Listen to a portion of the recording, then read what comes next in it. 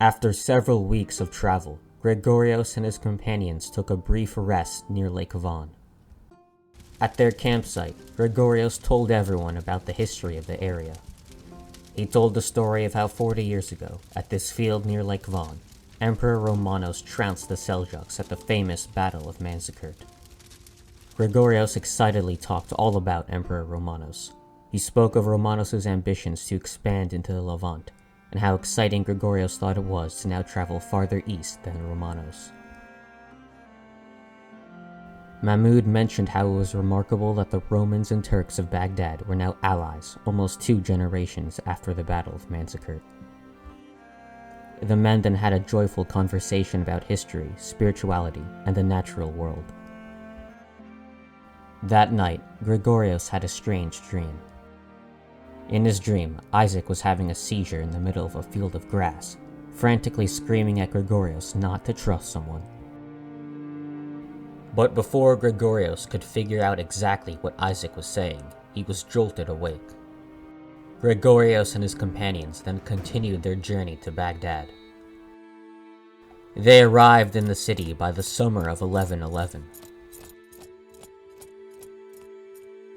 Sultan Erkan excitedly welcomed the son of Alexios into his realm. Erkan hosted Gregorios and Isac for dinner, telling them of how he respected Gregorios' father, and how he was excited for Gregorios to join the war against the Ghaznavids. While in Baghdad, Gregorios learned of the fragile political situation. Mahmud was the heir apparent of Erkan, but he was in a tenuous position. Mahmud's mother was a commoner from the streets of Baghdad, and had passed away many years ago. Since Erkan had no other children at the time, he raised Mahmud to be the next sultan. But a few years ago, in 1103, Erkan and his new wife, a Turkish noblewoman named Taze, gave birth to a healthy boy named Tutush. Taze wanted her son to succeed Erkan as sultan, and not Mahmud. A political rivalry soon formed between Taze and Mahmud. Mahmud became his father's vizier and was popular with the army. But Taze was a philanthropist, supporting many construction projects around Baghdad. She was adored by the common people, the clergy, and many intellectuals of the realm. This created a delicate balance of power as Taze and Mahmud competed for influence. In the summer of 1111, the Grand Invasion Army left Baghdad. Erkan, alongside Gregorios' contingent of Roman soldiers, led the main army in an invasion of Iran's south. At the same time, Mahmud led his well-trained and loyal veteran army in an invasion of northern Iran, seeking to distract Ghaznavid forces. The current sultan of the Ghaznavid Empire, Sultan Mahmud, moved to deal with the invasion. Mahmud was a weak military commander. After his father's failed invasion of Baghdad, Mahmud developed a reluctance to use military force. He preferred diplomacy to deal with the empire's crises, granting many concessions to various rebel groups throughout the empire. But Erkan had no intention of negotiating. He wanted to avenge the destruction of the Seljuk Empire. Mahmud knew his army was not well equipped to face Erkan. He came up with a cunning plan to save his empire. Mahmud led the main Ghaznavid army towards the army of Mahmud, while a smaller army, under the command of his son, Arslan, attacked Sultan Erkan near the town of Awas. Sultan Erkan was confident in victory. He put Isac in charge of the army's infantry. Gregorios led the Varangian Guard at the center of the army, ready to move in and support Erkan. At the start of the battle, Erkan and his Turkish cavalry charged into the Ghaznavid flank. The Ghaznavid horses crumbled quickly, and they began to retreat, dragging Erkan further and further away from his army. Arslan had laid his trap. He now sprang into action. Arslan and his elite Mamluk cavalry surrounded Erkan on all sides. Most of Erkan's army was distracted in a brutal melee against the Ghaznavid infantry. But Gregorios noticed Sultan Erkan's situation. He and the Varangian Guard rushed to save the Sultan.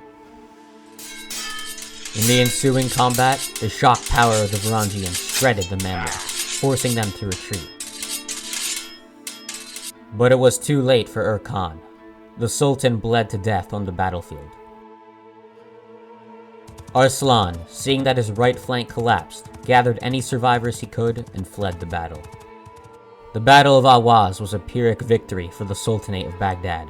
The Sultan himself was dead, and thousands of his troops lay dead. Not much had even been gained. Arslan regrouped his army and prepared to further resist the invasion. Back in Baghdad, news of Erkan's death sent shockwaves throughout the Sultanate. Taizé knew that she had to act quickly to secure the throne for her son. She ordered her household guards to immediately arrest and execute anyone in Baghdad who she viewed as loyal to Mahmud. Many soldiers loyal to Mahmud quickly fled the city. Taizé then proclaimed Tutush as the new Sultan of Baghdad. She named herself the Mother Sultan, ruling until her son came of age. Taizé then sent a letter to Gregorios, demanding that he return to Baghdad with the Sultan's army, and recognized Tutush's rule over the Sultanate. But just then, Gregorios received information that Arslan's army was vulnerable and close to collapsing. One more battle, and Gregorios could annihilate Arslan's huge army. Many of Erkan's soldiers wanted to avenge their Sultan.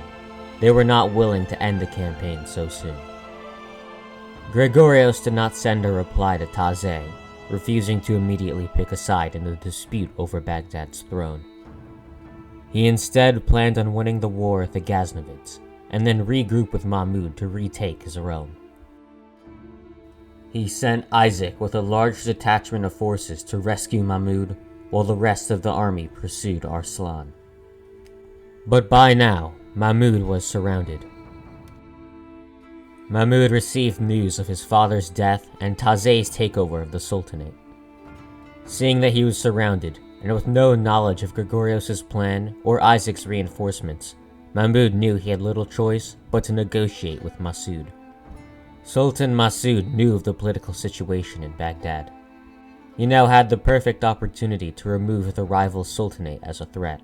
Mahsud offered to help Mahmud reclaim the throne of Baghdad. In exchange, Mahmud would become a tributary of the Ghaznavid Empire. Isac was now nearing Mahsud and Mahmud's army. Isac's forces, composed of Turkish, Arabic, and Roman soldiers, were slightly outnumbered by the Ghaznavids. Isac had no idea that Mahmud had defected to the Ghaznavids.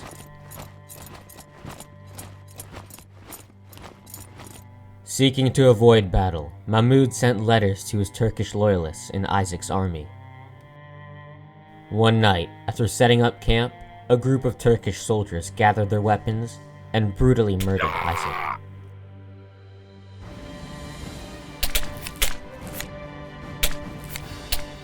In the ensuing chaos, all of the Romans in Isaac's army were slaughtered. Mahmud and his soldiers then descended on the camp, slaughtering every soldier who was not loyal to him. Isaac's skull was delivered to Mahmud in a box. The remainders of Isaac's army, mostly Arabs and Turks, joined Mahmud and the Ghaznavids. Sultan Mahsud now sought to drive Gregorios out of Iran. Once Gregorios heard of what happened to Isac, he was nearly driven to insanity. He vowed to have his revenge against Mahmud. As Gregorios retreated back to Baghdad, he ordered his men to burn and pillage every town and village in sight. Gregorios then prepared to defend Baghdad, vowing to protect Taizé. Mahmud led a huge Ghaznavid army to besiege the city. Gregorios was eager to avenge Isac. Without any remorse, he ordered his men to pillage the lands around Baghdad, gathering as much food as possible for a siege. At the same time, Gregorios dispatched a messenger to call for help from Rome's eastern provinces. Governor Demetrius immediately began mobilizing several provincial armies to rescue Gregorios. The siege went on for months. The harsh conditions took their toll on Gregorios. He developed a sadistic reputation, ordering the execution of hundreds of civilians who he thought were undermining the city's defense. The siege was especially devastating to the citizens of Baghdad. Many people starved in the streets. Gregorios hoarded all the food for his soldiers. Early in spring 1113, Sultan Mahmud died of natural causes. His son, Shirzan, immediately moved to claim his position as Sultan. But Shirzan's other brother, Arslan, revolted, seeking to become Sultan himself. Many Ghaznavid nobles had viewed Mahmud as a weak leader and feared Shirzan would be the same. They eagerly supported Arslan. At the same time, Demetrios was leading a Roman army ever closer to Baghdad. Seeking to avoid the loss of his entire empire, Shirzan broke his father's agreement with Mahmud, abandoning the Siege of Baghdad. Knowing that victory was now impossible, Mahmud's own soldiers turned on him, killing Mahmud and swearing allegiance to Tazay.